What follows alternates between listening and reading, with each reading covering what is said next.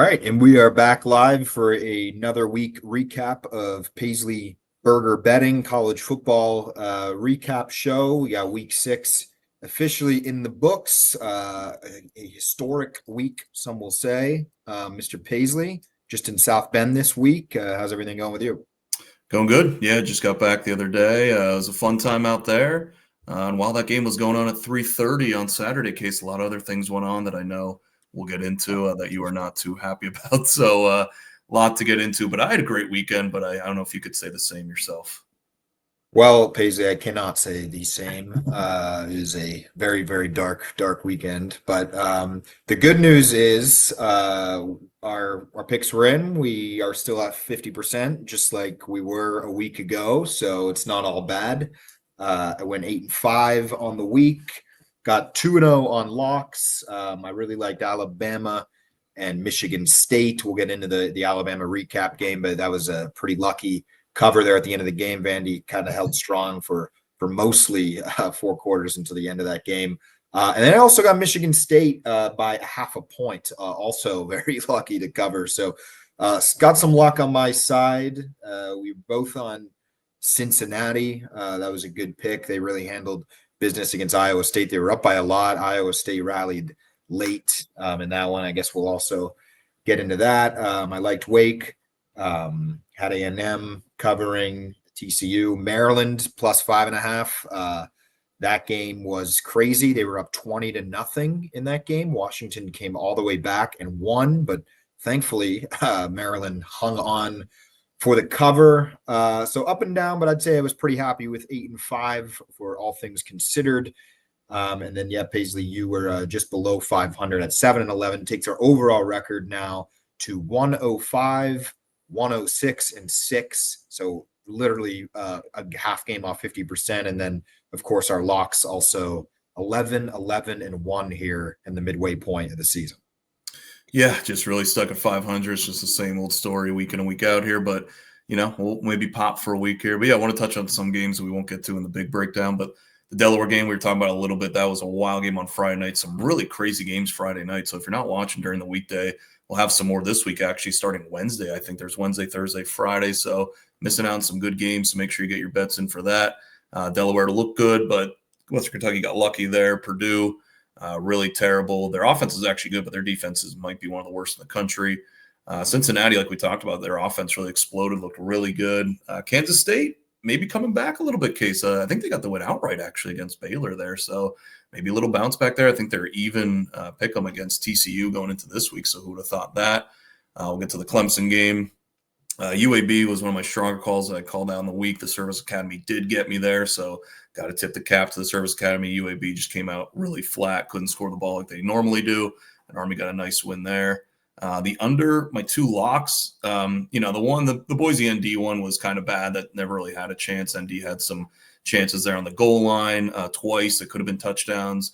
And their defense played really good. Like their defense is really starting to step up a little bit, really shut down what Boise wanted to do.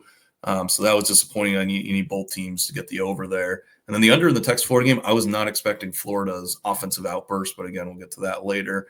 I was on Penn State, which was one of my worst picks of the year, so I will take full responsibility for that. Minus 24, that was so bad. Oregon State is really, really bad. I took App State against them. And UVA got another big win on the road as a touchdown underdog. So look at Virginia. I think they're 5-1 on the year, Case. Who would have thought that they'd be a top contender here in the ACC coming into the year? Yeah, haven't really gotten into Virginia yet. They won. We were both on Louisville, so that was one we both struck out on. So huge win for UVA. By the way, Kansas State did fall to Baylor by a point. There was a blocked field goal at the end of that game. Almost pulled off the upset, but Baylor did hang on there by 1. And yeah, like you said, it is going to be that was the time of the year where we get a lot of the midweek games. MAC conference will be starting, I think, during the week, like you said. And then on Friday night, we'll get into this too, maybe on Thursday, but we got South Florida, North Texas, could be a playoff implication game. So a lot of exciting stuff for everybody, not including myself, but a lot of good stuff going on. Yeah, that game Friday night, like you said, those are 2 really good teams. North Texas has been my team all year. So, yeah, keep checking the page. We might put out some picks if we really like something. We'll definitely post it out there during the midweek with some Conference USA and MAC action. And then just quick shout out on Duke too. I called them out last week. I hate them. And then they blew up and killed Cal late at night there as the last game of the night. So I was really confident my Cal, Wyoming underdog picks at the last 2 games. They fell flat. So UNLV, though, very fraudulent. They are not that good. They got really lucky in that game. I think they had 2 blocked punts for touchdowns is something that I saw after the game while looking in the box score. So just some crazy results bouncing go our way, but hopefully we'll keep getting some that go our way later in the season here. And then also you had a good pick with Clemson too. One of your wins there covering against North Carolina. I won't spend any real time on them, but that was a good pick. They did handle UNC like they were supposed to. So big shout out to them, I guess, if you want to consider that a good win. But at least they won the game, which not every team can say. Yeah, UNC might be on quit watch already. Like it might get really, really ugly. So yeah, that was a nice call by me. It was nice to get something right, but still looking for better results on the page overall. All right, well, we might as well get into it. Appreciate everybody listening out there on YouTube, X, Spotify. Feel free to give us a like, follow, get in our comments, send us messages. We do appreciate it as we continue year 2 of the PB Betting College Football Podcast. Do 2 podcasts a week. We do the weekly recaps on Sunday or Monday, and then we'll do the weekly previews later in the week on Thursday, and then every Saturday we post our picks right here on X for free, so you can check those out, and everything's transparent. We have our records, as you guys can see. That being said, Paisley, I don't know really what to say about Penn State. I'll lead off with absolutely stunning result. Don't think I fully even comprehended it. It's almost like a numbing feeling where the season was kind of over before it started for them. All the preseason hype, number 2 in the country, a lot of people thinking they could compete for a national championship. But it just wasn't reality. The roster they brought back, there's clearly holes. There's problems defensively. There's problems with the offensive line. There's problem with the coaching staff. Nick Singleton, I guess, just forgot how to run the football for some reason in the offseason. I don't fully understand all that. And I don't want to completely ignore UCLA. I mean, that was an unbelievable offensive performance. I don't know how they somehow just pulled off the biggest, most shocking result really that I could ever remember. And I mean, Paisley, you dealt with the Northern Illinois loss last year. I think that was a shocking result. This one, I think, is even more so somehow, just with the way that how bad UCLA was, fired their coaches. Their offensive coordinator admitted that he didn't even really know how to call a play and use the headset. So just like pouring salt in the wounds there. And, there is right now for Penn State, they have much larger problems than to just think about, this season. I mean, this is going to be a reality for them this season, what they do with James Franklin. A lot of pressure on the athletic director and all the money that they pour in. I know not everybody listening is a Penn State fan, but they're completely renovating their stadium. They're dumping hundreds of millions of dollars in the facility. They're doing sponsorship deals. They're moving to Adidas over Nike because of the $300 million contract they got them. So they're dumping a lot of money into the program. They hired Jim Knowles. So they're going to have serious conversations. I mean, as far as the short term, the season's practically, it is over. I mean, you could save it from going completely off the rails and dropping to like 5-7. Maybe they can milk out like an 8-4 type of season with a loss to like Indiana and Ohio State and try to salvage some, core. So before it goes absolutely nuts, but I won't spend all podcast on this. Just absolutely stunning result. Not really a ton to say. They're going to have to decide what to do with James Franklin, in the short term after the season, maybe after next year. But that opens up a whole other, can. It's bigger than Franklin. I mean, it's seems to be a problem really everywhere. It's not all on Franklin. It's not all on Drew Aller. The offense actually looked good in that game, believe it or not. They only had 3 possessions in the first half, but just really outcoached. They never got off the Oregon loss. And that was just kind of the story of the night. UCLA went down, scored, got the onside kick, and then the defense never showed up. So That's that game. Stunning result. Season's over, but the good news for me, Paisley, is I've come to terms with it. It's like, it's kind of that. This is what it reminds me when you're, after a loved one dies, you go a couple of weeks and then a month, and then you kind of get numb to it and you kind of move on. Reality sets in. Well, that was kind of me over these last 24 hours. It was like, at least the clarity is there that they have major problems. All the hype is now gone. And, you go out these last 7 weeks and, try to get a couple of wins, maybe not, but who really cares? So that is my take on it. Yeah. No, I mean, you hit all great points there. I think shocking is just the best word to describe it. I was trying to follow this game on the Gamecast while I was at Notre Dame Stadium, and the whole time I'm just like, Penn State's going to come back. They're going to come back. And then when they were down 20 at half, I'm like, oh, it's looking a little shaky, but you just always felt like they would just come back and somehow find a way to win. And I can really relate the losses at NIU last year. I just felt that same way about Notre Dame. It's like, all right, and then time keeps running out and you're like, okay, we might actually lose this game. And then it does. It's just a shocking and numbing feeling, like you said. And it's two different ways and areas they lost it. Notre Dame's was more they grinded it down to a halt. There was low possessions. It was a 14-13 final. This one was way more high scoring. And after Notre Dame lost, obviously they went on and won out and got to the national championship, kind of bounced back. This was after the Oregon loss. You were hoping Penn State was going to bounce back. That's why I bet the minus 24.5. But like you said, a lot of problems. There's not just one person to blame. You could blame Drew Allar if you want for the Oregon game. He didn't play his best. But like you said, he wasn't really the problem in Saturday's game. The offense was okay. Like you said, first half was not great, but the second half really turned it on, and they weren't a huge issue. Some of the play calling, just the game plan. Someone mentioned this too. Their first halves against Oregon and UCLA, what are you doing all week preparing? And then you're getting 47 yards and 90 yards, I think it was, in both games. So really spending all week preparing for that. And that's what you come up with in the first half of these games. I definitely turned to the defense. Was definitely an issue this game. I mean, you look at the running numbers that UCLA put up. You look how bad they were offensively before the coach firings. And, Nico Yamava definitely played his best game ever. But most of it was rushing. I think they only had 10 yards passing the second half, too. It was just a lot of quarterback scrambles. There was no change in scheme. There was no spies. There was no zone coverage. They just kind of kept doing the same thing, which is some very, very shocking from Jim Knowles, who's very respected around the college ranks. And it was such a big hire when they got him last year. Like you said, kind of pushing all the chips into the table here. They had two really good coordinators. They had the talent coming back. They had the offensive line. They had the quarterback. They had the running backs. Another big part, I'd blame most of this on the defensive line or the defense in general. Some of the game management, the play calling, the end of the first half. Oh my God. I watched this game back when I got home on Sunday, and what were they doing at the end of the half? That just looked like a high school team that didn't know what they were doing, Case. And, how many years has Franklin been there? Double digits, 11, 12 years? 2014. Yeah.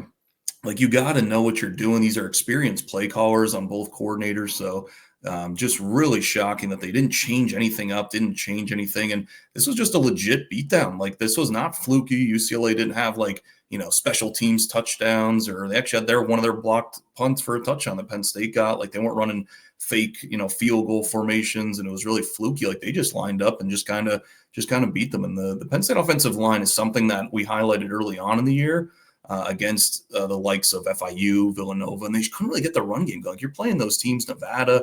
You should be easily getting 200 yards, 150 on the ground, and they were just struggling mightily. And then what happened in the Oregon game? Struggled mightily. Now you play a bad defense in UCLA, couldn't run the ball. So now you're putting a lot of pressure on Drew Allar in that pass game. And I think something else that didn't really go, because they thought the transfer portal receivers were going to be the problem out of the fix to the problem last year. Where were they in this game? They just couldn't show up. That's where you got to see on film. Is it the receivers not getting open? Is Allar not hitting them? I was hearing more was the receivers, honestly. They weren't separating, weren't getting good. And, it's where they really relied heavily on the transfer portal in that area where they got 3 or 4 receivers and all of them are playing. So it was just kind of now it's coming to fruition and, hindsight's 2020. But, they had a lot of problems last year. It seemed like they tried to fix them.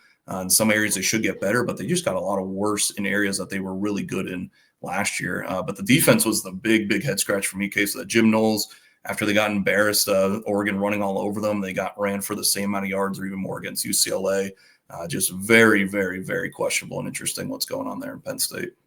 Yeah, no, that's a good analysis. And I know we're spending a lot of time on this, but also just really quick, like even that all that's true, and the team without a doubt took a step backwards here. But my opinion is if you should be able to beat a UCLA team without any receivers this year. I mean, Penn State should have Good. no the talent gap. We talk about it a lot. It's why I liked Alabama last week. It's really an unexcusable loss with all those factors. Even traveling west 3,000 miles, whatever it is. James Franklin never did a good job coming after a loss. I mean, this they didn't get it back his whole career. In 2016, they lost to Pittsburgh and Michigan early in the season. 2017, the national title year, the last real year they were supposed to be a national championship contender. We saw what happened. They lose that heartbreak against Ohio State. Next week, they lose to Michigan State. 2018, same thing. 2020, you lose to Indiana week 1. Season spirals out of control. You lose 4 in a row. So this is just another example. Oh, and then, of course, the other great one, Illinois in 2021, ranked 3rd in the country. You lose to Iowa very next week. You come home, you lose to Illinois. So it's been a long track history. I don't know what they do when they lose. It boggles my mind, but yeah, we can move on. But yes, some serious problems there moving forward. We'll see. Not sure how it's all going to play out. That's what we're here for, and to see the future. But it's going to be crazy, very unpredictable. Also on that note too, and we'll get to this, but Clemson, Texas, Penn State, 3 of the top 4 in the AP, all unranked going into week 7, which is I don't think that's ever happened. So. Yeah, no, they're not alone. There was a lot of, like you said, great teams that are falling out of the playoff contention after 4 weeks, which is crazy. But yeah, it's just you got to point to leadership at that point. Like after losses, how do you respond? And that's a good nugget that I didn't even realize case all those losses they had in the past. Like you really should be bouncing back, galvanizing the guys, bringing them close together, and they just seem like they get worse with when the things kind of break down a little bit. So yeah, it's gonna be, and the Penn State will get into some of these other teams. They're not the only program that's really falling way short of expectations. So. But it's just really, really disappointing because you had those big expectations coming in there and kind of pushed all the chips in. And at the end of the day, this is a betting page, so I did have UCLA with the points for those reasons. And I also had them parlay in a parlay, $5 cash. Money line. You had the money line. I had the money line. So that was unbelievable. I think I would I don't know. The good news with the loss is it opens up a new if they came back and won, I don't think people would be talking about James Franklin's job security. Now it's a real discussion in the boosters and the athletic directors. So in the grand scheme of things, maybe it will all work out. Disappointing though, as a Penn State fan, as you can imagine. All right, moving on. Another disappointment. Let's just go back in the disappointing. The preseason number 1 team in the country, number 9, Texas this week, falling to Florida, 29-21. Paisley, this one was stunning too. Not really because of the result as much, but just how it happened. I mean, I watched a lot of games throughout the day today that I missed on Saturday. I caught a lot of this one, but I just couldn't believe it. Florida just was able to move the ball down on Texas. Texas's defense, which we thought was going to be, number 1, number 2 in the country, they played great. It seemed like it all throughout the season. DJ Lagway was kind of having a field day. I know there was a few broken plays when I rewatched it, and Florida did get some lucky bounces in that game. But Texas really had to rally late to even make this a game. Mm-hmm. Stunning result. Texas also out of the top 25. Their season's practically dead now too. Florida, though, huge win. Billy Napier, all of a sudden, back cooling down the hot seat down there in Gainesville. So shout out to him. But Florida gets the big win at home, 29-21 over preseason number 1 Texas. Yeah, this was the only one I really got right on the side, at least the total. Again, like I said, wasn't expecting Florida to put up these numbers, but they had that bye week. It looked like Lagway was a little healthy. They got a receiver back that they liked. A true freshman, had over 100 yards. But yeah, the shocker here was the Texas defense and their offensive line. Again, like you look at some of these teams come down to the trenches. It's like so cliche, or it's old school to think, but Texas got dominated on the offensive line, which was a huge strength of theirs last year. And just after week 1 case, we talked about it. I sold all my Arch Manning stock. I just did not see it. He just doesn't look like he has the arm talent. He's not processing. I just don't see him as a top-end NFL draft pick, which is what everyone is seeing. So can he be an okay or a viable quarterback? Like maybe, but I'm just really selling his stock. And I don't like to get hyperbolic, but I think they need to bench him. I don't know who their backup is, but they have to just do something different. They want to try and salvage the season at all. I don't know if they can do it because of the Arch Manning and the name and everything, but it's getting that bad, like where it's just he's missing open guys. He just looks so flustered. That's why I really like Florida in this spot here, at home in the Swamp. If it was at home, maybe it would have been a little different. But this Florida defense, again, is actually good. We talked about this. They lost a lot of games, but they could play, and they came to play in this game here, and they really held them down. Like you said, the final score should have been a lot more. So that's something we like to point out in this podcast too, where if you just look at the final score, it's like, oh, only 8-point game. Now Florida was dominating this game the whole from start to finish. And Texas got a couple late scores. But, yeah, I mean, the offensive line is not looking good for Texas. They're getting no push. They can't run the ball. And Arches just looks so unsettled. His mechanics are just really bad, which is some very alarming too for a 5-star polished guy. But so there's a lot of problems going. Sark seems to be really frustrated, and it's a tough spot for him because he knows he probably can't bench him because he's, he put all this time and effort and money into him. But then, if you bench him, does he go somewhere else? But I'd be like, go ahead, go somewhere else. But I'd give a lot of credit to Florida here. I think they really hung tough again here. People are riding them out, but they really dominated this game start to finish. With a top 5 or top 10 opponent at the time. So got to give a lot of credit to Billy Napier. I can't imagine his emotional roller coaster he's been on the last couple of years where it's fire him. Okay, he's back. No, he's back. He's fired. So really nice win for Florida here. Really like to see them bounce back here. And it feels nice to be right about something here. But a lot of credit to Florida. A lot of big problems here at Texas, who pours so much money into their football program, recruiting. They have no excuses. They have no excuses. And it's like, this is not a good look at all. And they're going to lose a couple more games. Yeah. And honestly, like just coming off the Penn State thing with Texas, it's a different situation, but there's a lot of similarities in just preseason hype. I mean, the amount of money that they're dumping into the program. But yeah, Arch Manning, he has not been what everybody wanted him to be. I mean, that's just the reality. I don't think it would fix everything. Maybe, they could bench him to try to shake things up. It was funny you actually mentioned their backup quarterback. It's a guy named Matthew Caldwell. He came in at the end of that Florida game and he's 1 for 1. He was like 28 yards because Arch Manning he lost his helmet there. So I just looked it up quick. Looks like he was a transfer from Troy. But anyway, yeah, Texas, they have huge problems. They as well, with Penn State, Steve Sarkisian, even now his job even being in the question. And I don't want to overreact either, but at the end of the day, when you are dumping this many resources in a program and the expectations are so high, there's your limited excuses. It's different, and it's different now too that these players are getting paid. It really is. Of course, there's still a sense of humility, and you want to feel for. At the end of the day, they're still 18 to 22-year-old like student athletes. Like we don't want to overreact, but these guys are getting paid, millions of dollars. Some of them, at least hundreds of thousands. Most of them, maybe not most, but most of them at these top Division I schools are. The coaches are getting $8 to $9 million. Yep. All the money being dumped in, it is just. It's college football, but like if you're at Texas, like this is a staple blue blood program. It is unacceptable. The same way it is unacceptable at Penn State, it's same at Texas. And it was just another disappointing game. I saw this one at least coming. Like I think we kind of both did, not the Penn State UCLA situation. This one made a little bit more sense. But yeah, they got to figure it out. It's going to be a rocky season for them. Like you said, they have a really difficult schedule. So we'll see what happens there. But disappointing for them. Big win for Florida. They needed that one.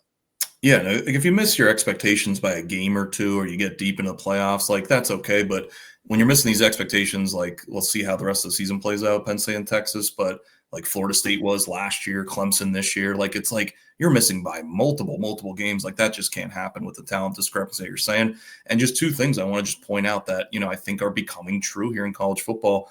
We talked about the travel with the Big Ten and these conferences expanding. With these travel, everybody who has to travel is getting beat up or is just not looking themselves. Like USC last week, Penn State going out to UCLA just looks super sluggish and slow. And Franklin even said the travel was not an excuse, but he did bring it up. So I think that's something to really keep in mind as a betting page going forward. And two, don't let your eyes deceive you in the first couple of games. We saw this Texas offense look terrible the first couple of games against way lesser defenses, and everyone's like, no, like they'll turn it on, they'll get better. Nope, it is what it is. And with Penn State, the same thing. The offense just couldn't get going. What happened? It didn't look good in the Oregon game. Same thing in the first half against UCLA. So just kind of stick to your guns there with what you're seeing in the early going. Don't just bank on, no, they're going to change it around 1 week later. Like some of this stuff is really true, and it is a real problem.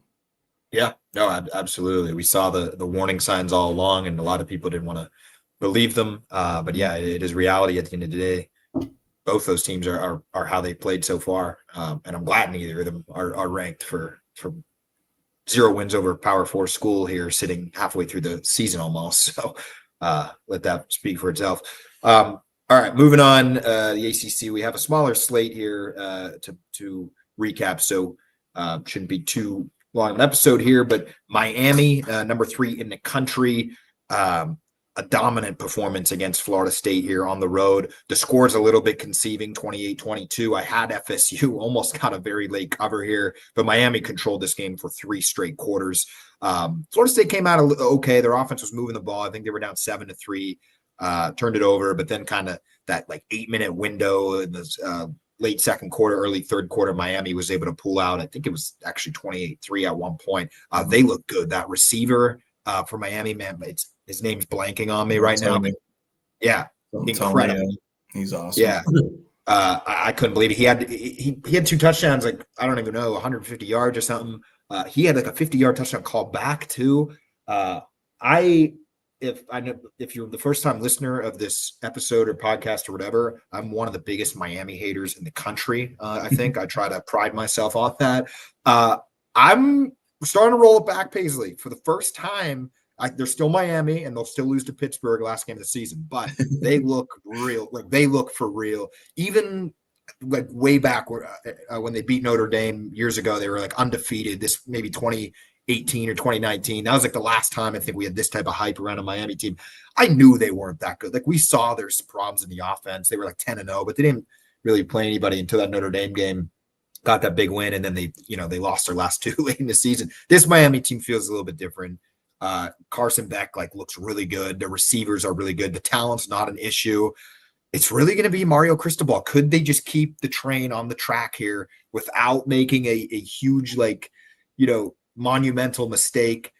Their schedule's very favorable. I don't want to get ahead of myself, but I'm sure would bring it up at the end of the week anyway. Louisville, Stanford, SMU, Syracuse. This team should be rolling 12-0. This team should be rolling to at least an ACC championship appearance. Of course, anything could happen in one given game, but huge test early on to get through Notre Dame, South Florida, Florida State now, Florida. I think they're really good. We'll see how it all plays out, but very impressed with Miami. Yeah, this was a big one. We wanted to see another, big test. And look at that early schedule. That is a tough early schedule for Miami. So I was surprised they were playing FSU on the road in week 5 here. So they really look good, passed the test. I would say 90%. There's just still one little thing that's just bothering me with Miami. It's not really the line play. Carson Beck looks really good, comfortable. Like you said, receivers are good. It's just these late game letting the teams back in it. I feel like it's going to pop at some point. Maybe in the playoffs once they get there against a better team, but they did it against Notre Dame week 1. They kind of just shut down the offense, and Notre Dame came back when they really shouldn't have been in that game. They did it against Florida with the same thing. Florida was hanging. They kind of made it close. Then they got a couple scores later. And then they do it again here against FSU where they're dominating. This is one game I actually got to catch after the Notre Dame game. I almost turned it off because I was like, oh my God, this is going to be 50-3. They were dominating from start to finish. Like you said, Florida State was moving the ball. They just had 2 really bad turnovers. Castellanos just made some terrible decisions, throwing the ball like a balloon up in the air and getting picked off twice in plus territory. So that was frustrating if you're a Florida State fan. But again, they got these 2 wins against FSU and Notre Dame, but they could have easily been losses if they would have just started the games a little bit better, FSU and Notre Dame. So I'm mostly all in. I think they're really good. It's what you want to see with a team with good offensive line play. That DN Bain, I think his name is, he's going to be like a top 5 pick. He is insanely good. So they have all the pieces, but like you said, Case, Cristobal is that one guy that he just always messes up.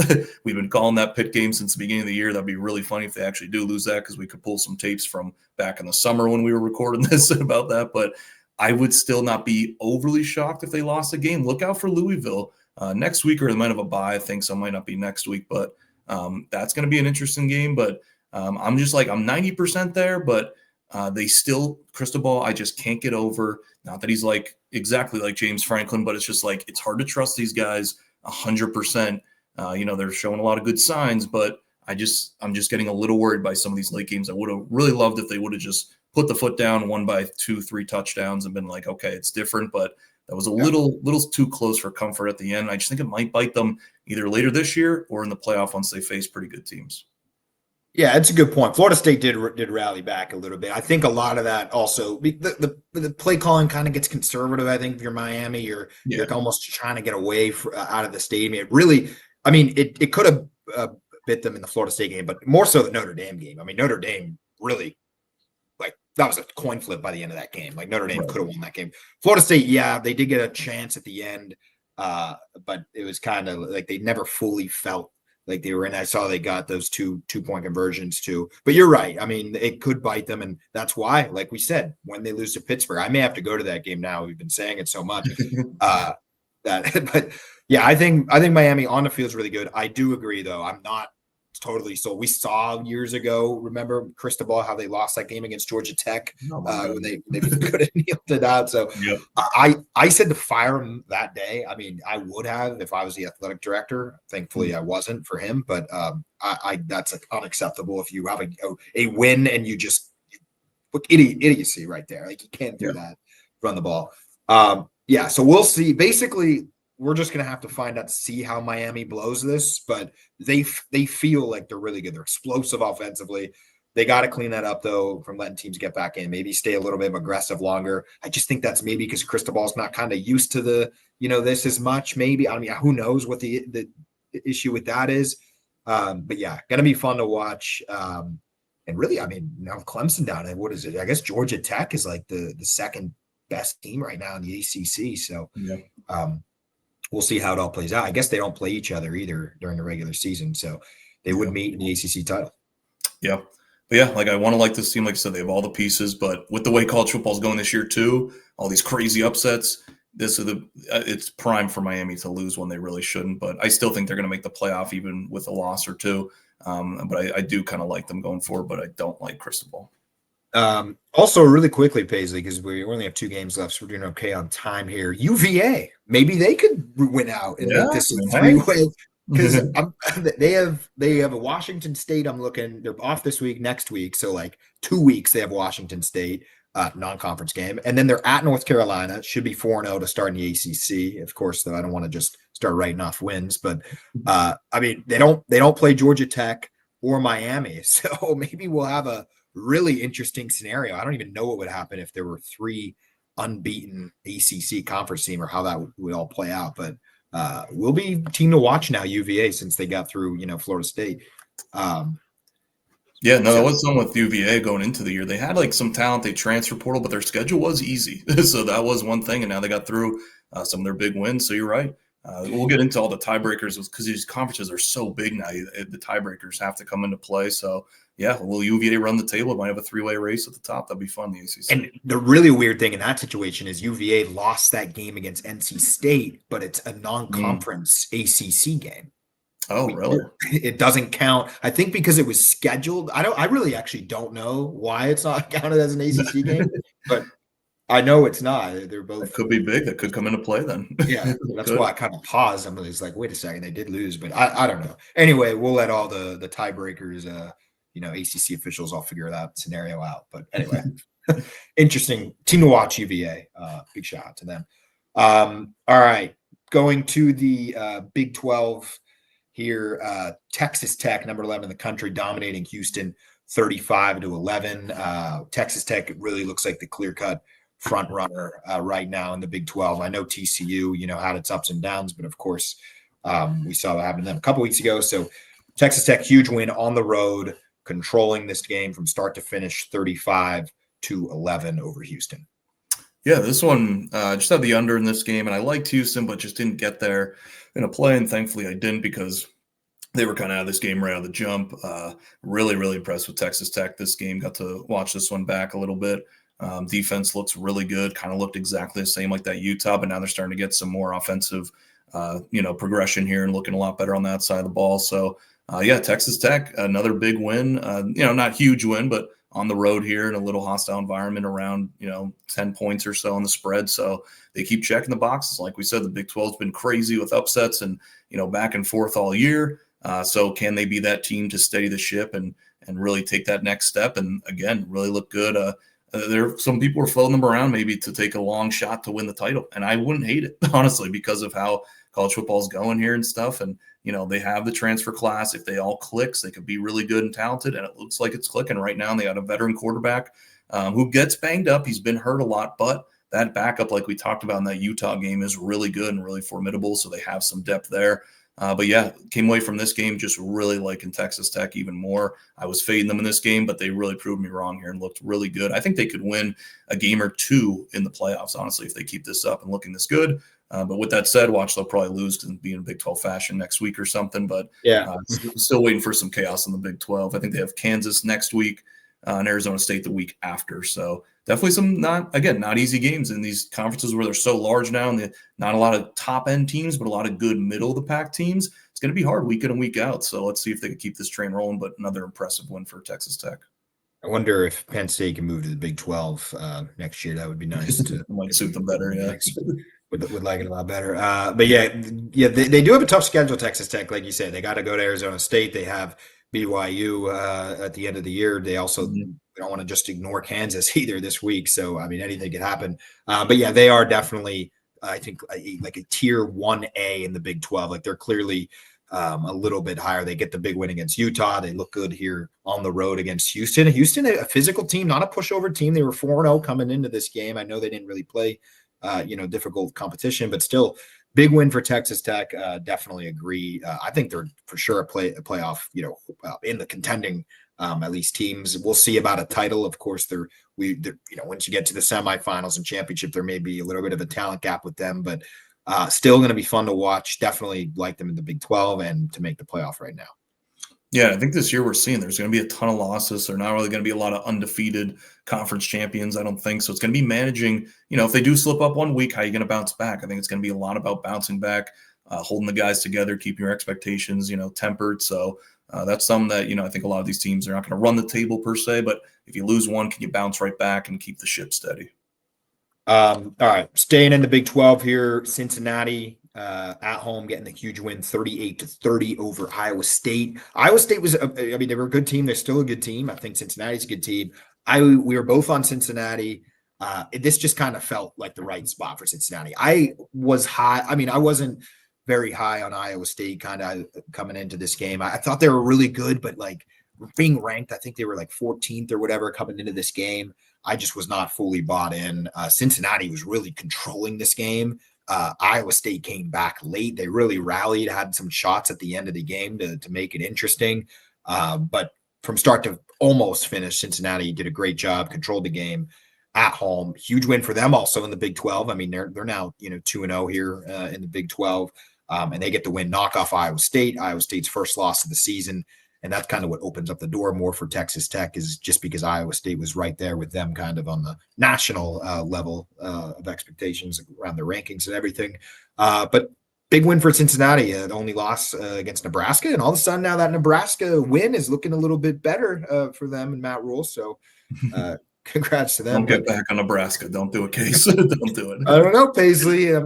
Dark horse back in the playoff fund. We'll see. Just gotta win out. We'll beat Penn State now. I'm confident of that. So it could happen. Yeah, no. On the road.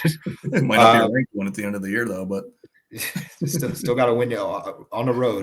Get a road win. Cincinnati though 38, Iowa State 30. Yeah, this was. I think more people got to start showing a little love to Cincinnati. Like you said, we were both on them. They were up 31-7 because I remember we were watching this game in the tailgate, went into the Notre Dame game, and I'm like, they're blowing them out. And then I saw the final score, and I'm like, what happened in the second half here? So they were up 31-7, really controlling the game.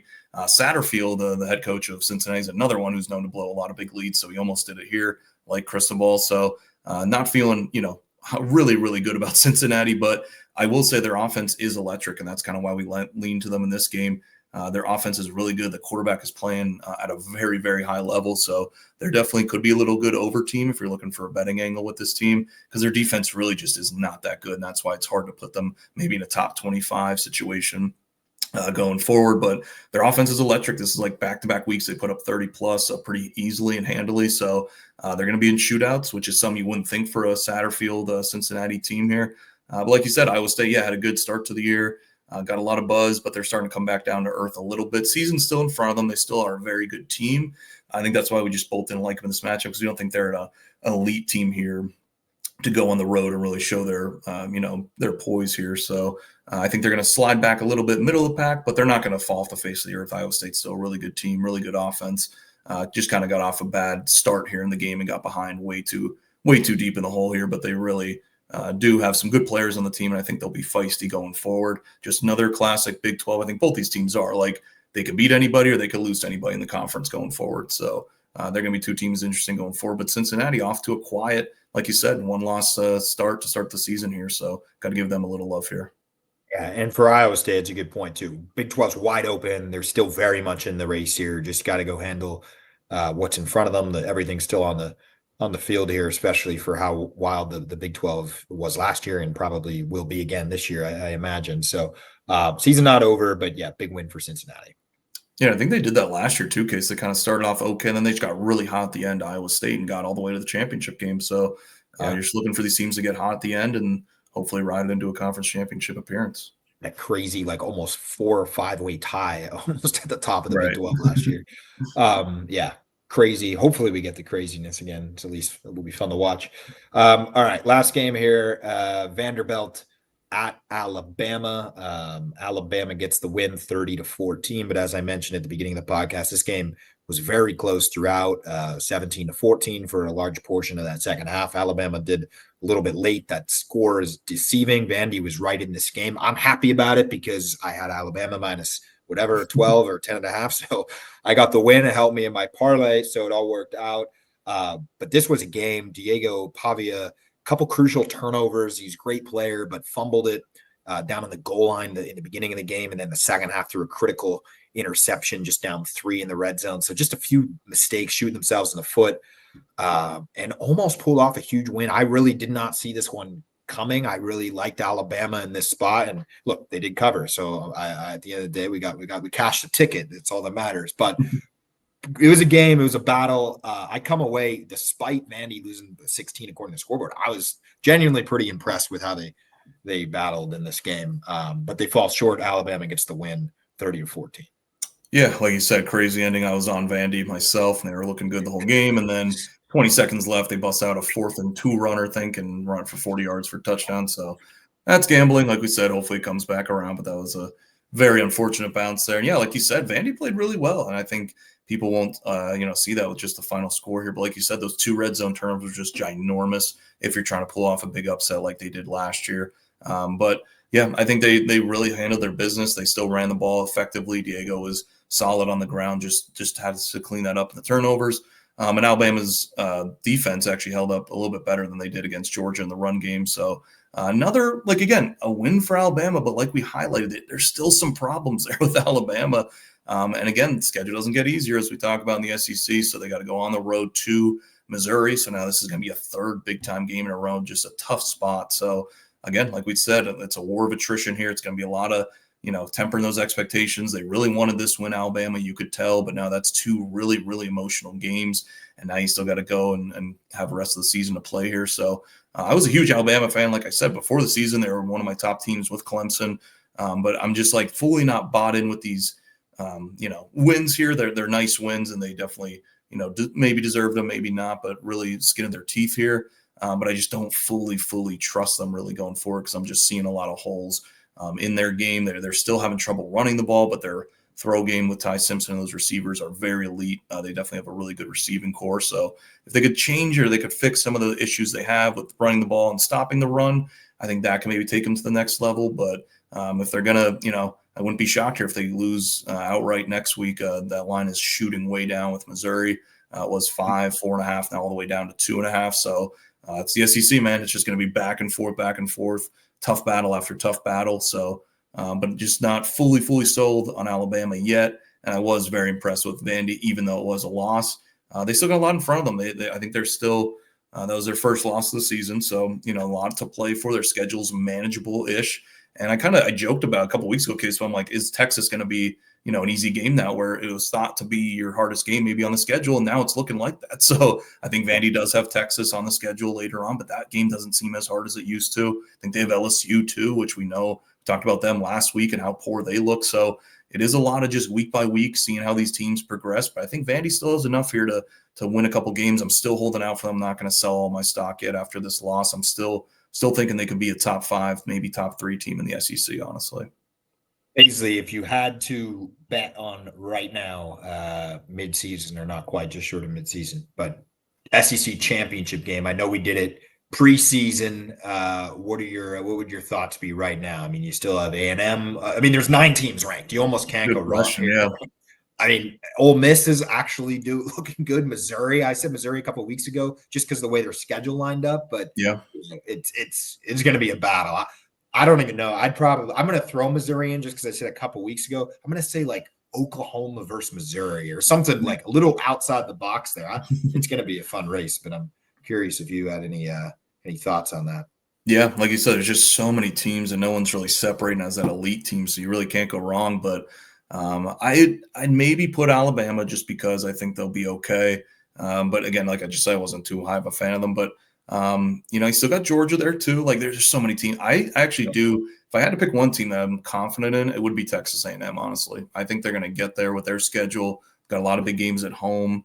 Texas not looking good now at the end of the season. So I think Texas A&M is actually going to be in the SEC championship. Like that's never gone wrong before. And then honestly, I'd maybe stick with Vandy. I'd maybe go Texas A&M Vandy at the end of the year. I'm selling all my Ole Miss too. I know I said, and they burned me 2 weeks ago with Brian Kelly on the road there, but everybody's writing in Ole Miss. I'm telling you, I just don't think they're that good, but we will see what happens there later on the year.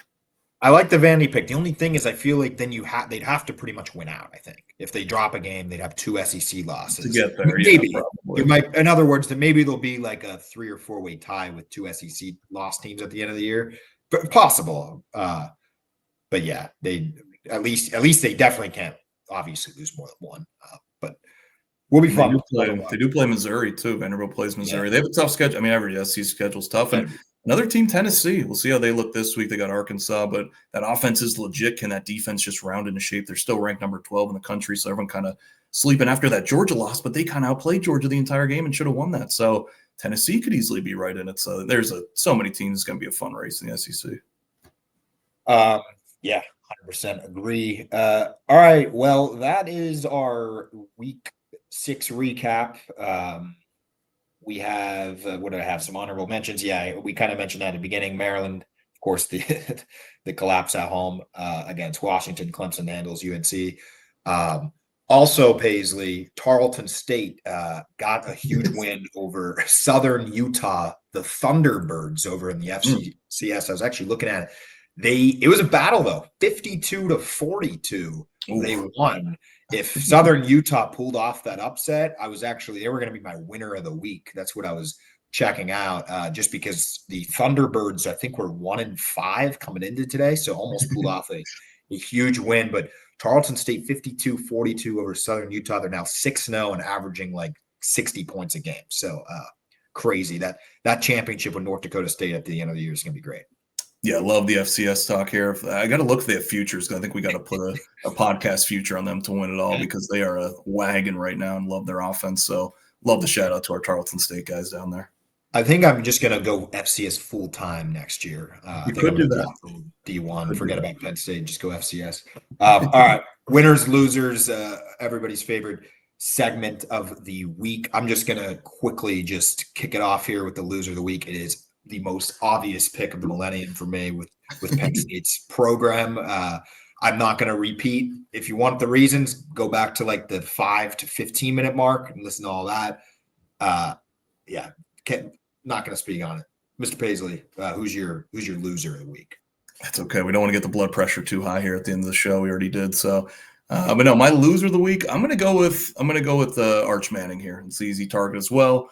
I'm going to go with Archman / Sark / the offense and Texas as a whole. Let's just put them all together. But yeah, and I heard Sark's comments too after the game. He's like, "Oh, like it's not easy going down there. I'd like to see other teams try and go into the swamp and the shoe and win." It's like he's just not even taking blame. He's just throwing like hissy fits every week. You could tell he's just so frustrated because of the situation at quarterback. So I'm telling you, man, just grow a set here, cut him off, put the backup in, see what he got for one game. But because if they lose this Oklahoma one, there's going to be some real problems. And I don't know if Mateer's even going to be back for Oklahoma, but I still think they could beat Texas even with the backup. So if they lose that one, the tides will turn. Wasn't there a couple, like 2 or 3 years ago, Texas won like 45-0. I think that was Venable's first year at Oklahoma. And it was like, oh, wow, Texas really separating themselves from Oklahoma. And now we're almost going 180 where they're going in the opposite directions with Oklahoma having a pretty nice season this year. So fascinating game going to be next week. And Sark he's really feeling the pressure. Like you said, DeBoer was the first couple weeks. I think he's starting to get that,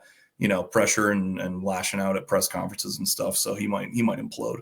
Yeah, and great point. And also let Steve Sarkisian know that South Florida is one team that could go to the swamp. Yes, win. So, someone said that. Yeah, I saw that in the comments actually on Twitter earlier. Yeah, it's pretty funny, which is true actually. So, yeah, I like that. Definitely loser of the week. I like Arch Manning that pick. I'm gonna go winner on a little end with a positive note. I'm gonna swing it. I'm going to stay in the state of Florida for my winner. I'm going to give it to Miami. I'm going to be generous here to Miami as a hater and not rooting for them very much, but I think they're very good this year. This was one game. This was a test. This was, you get your first quarter exam, your mid-season exam, your final exam. We're not obviously near the final exam level, but arguably this was a mid-season exam because of just how difficult their schedule's been. They handled what they need to do. They look good. They eye test. There's something a little bit different, I think, about this team. They're going to screw it up, and that's why I'm going to save them for later in the year for when they're my loser. Probably that game against Pittsburgh. But I'm giving them the credit here. Like Miami, you did a great job. They did what they needed to do. They got the win. Not all teams could say that. So they're still undefeated. I really actually would put them as number one. If I was an AP voter, I would put Miami at number one right now. Yeah, they really do have a good case, honestly. I think they do have a great resume.